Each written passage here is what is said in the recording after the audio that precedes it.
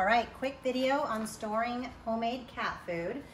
My favorite way is using vacuum seal storage bags.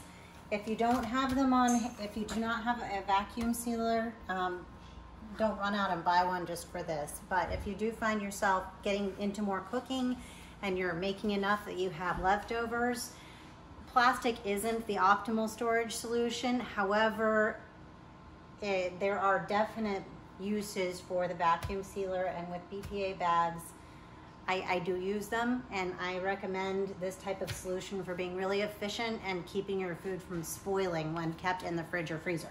If you don't have it, Ziploc baggies are also an excellent option. For feeding 9 cats, quart size is what I use. So if you're only feeding 1 or 2 cats, a sandwich size or maybe even a snack size is gonna work just fine. The only drawback I've found with the baggies is that what I like to do, whether I'm using a vacuum seal bag or a Ziploc bag or zipper bag, I seal it, freeze it, then thaw it out, and when I go to feed them, I snip off the tip and squeeze it out like you would with frosting into each of their little food bowls. The drawback with the Ziploc bags is that sometimes when you're squeezing it out here, it escapes out the top, and that can be a little bit messy. It's just a little bit not great. So, also important, label your bags. Whether you use Ziploc or if you're using some sort of plastic storage container, glass jars, anything, label it. It is not a fun surprise to open something and be expecting people food and find cat food or something, or some vice versa.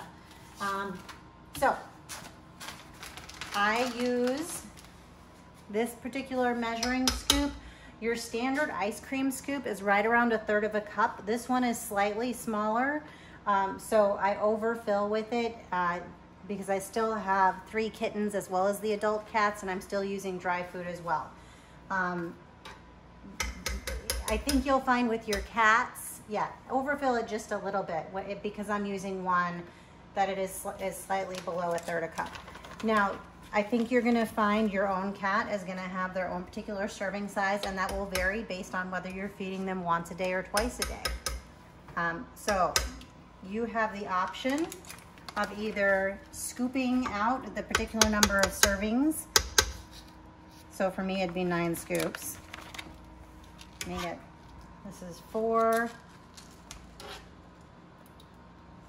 5, 6, 7, 8, 9, and then I don't want to lose my scoop in the pot. Oh, also note, when I did the video for cooking the cat food, when it was still hot at the end of the last video, it looked a lot like soup. It was very liquidy with solids in it. Look how thick this is now. Yours will look that way. It's a combination of the starches from the rice expanding, the fiber and the fat in the flaxseed expanding and congealing and cooling, and then also the fat that's in the chicken itself. As it cools, it goes from a liquid to a solid. So the food really does thicken up pretty nicely. Okay, our next goal, no matter what storage solution you use for your food, is removing oxygen, which is why the vacuum sealer really does get bonus points in food storage. I mean, also canning process, it removes oxygen from inside the jars, and that's a big reason why, you know, your food doesn't spoil in them. Vacuum sealer,